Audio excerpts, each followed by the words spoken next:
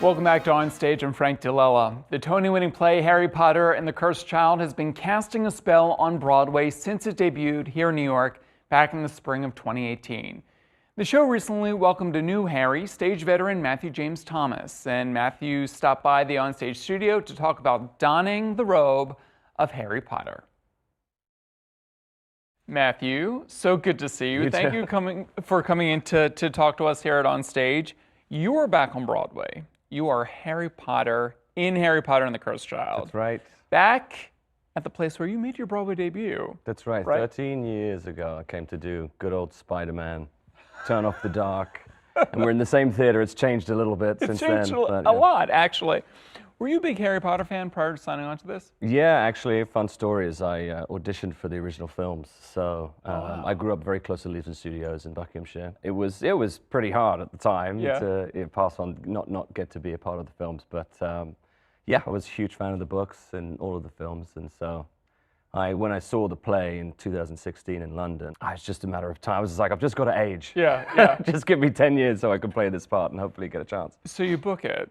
I mean, what was that moment like for you? I mean, you're getting to play Harry Potter on Broadway in this hit play that is still going strong. It's one of those things, you know, especially as an actor in town, you see the show come up and you think, oh, that's a role that I would love to have had an opportunity to audition for again, but I wasn't ready to play the role yet. And since the success of the show has held it there in the same theater for all its time, it's given me the opportunity to do that. So yeah, it's thrilling. You get in the room and you get a chance with the material to give it something that you feel might work for the character. Get in the room with John, Tiffany, and everybody and audition in front of them. It's fantastic. Amazing. And I have to point out, the show now on Broadway, the Broadway version, is a little different. Yeah. It's shorter. It's no longer 2 parts. That's right. Nothing's really changed. The story's still there. It's just shorter, more concise in some ways, and I think it's given everybody an opportunity to go see it. There's so much magic in this show, and that is one of the attractions for, you know, as an audience member. What was it like learning the magic? Difficult. Yeah. I mean, there's still stuff that happens in the play.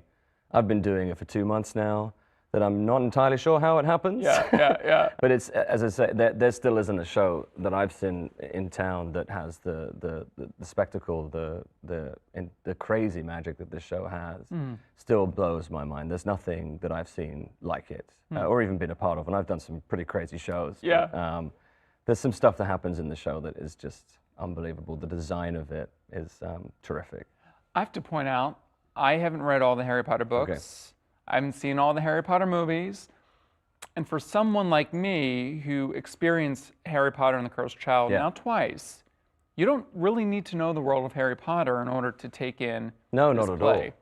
Not at all. I think if you're a fan of the books, then you're gonna love it because you're gonna meet some of those characters in different places with different obstacles to get through. But if you're not experienced with the material, it doesn't matter. It's a father-son play. You know, it's a play about how difficult it is to grow up and also how difficult it is to be a parent. So if you know the films or the books, then that's great. But if not, it doesn't matter. It's such a beautiful piece. You took a break from Broadway for some time. Of course, you know, one of my favorite theatrical experiences was seeing you as Pippin in Diane Paul's revival of Pippin in 2013. You took a break from Broadway for some time, went off to do some TV work.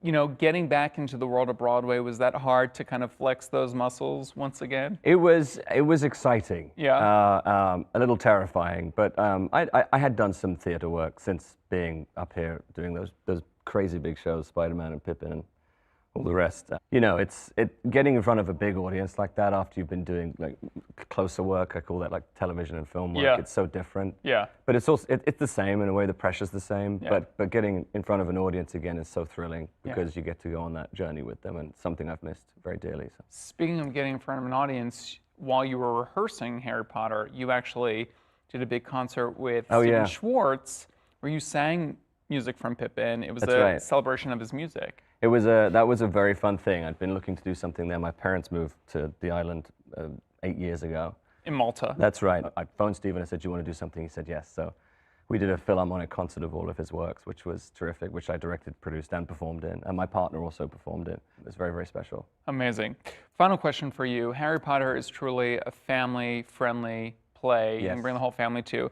And Broadway Week is about to happen, so, you know, 2-for-1 tickets available. why should folks come out and see you in Harry Potter and the Cursed Child? We've just had a week of crazy audiences. I don't think I ever experienced an audience like I did yesterday, actually, which was whenever it was, the matinee performance. I've never heard people scream like that in an audience. And also scared but excited. We couldn't even get through some of the scenes. We had to sort of slow it down or pace it, because the scenes are written so beautifully. Yeah. And it is a very, very, very good play. Yeah. And at its core. So we just we sit back, let the characters do the work. And there's some incredibly moving scenes. Thank you so much for coming in. Congratulations. Congratulations. It's great to see you. And you can catch Matthew in Harry Potter and the Cursed Child now playing at the Lyric Theater. And as I mentioned, Broadway Week begins this week on January 21st and runs through February 9th.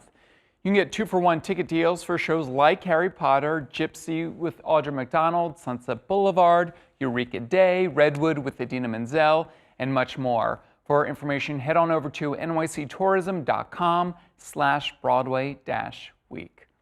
All right, time for a final break, but coming up next, the fabulous stars of Drag the Musical, Alaska, Adam Pascal, and Nick Adams.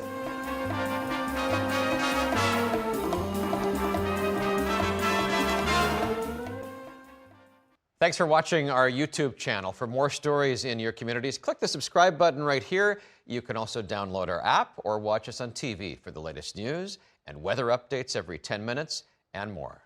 We'll see you then.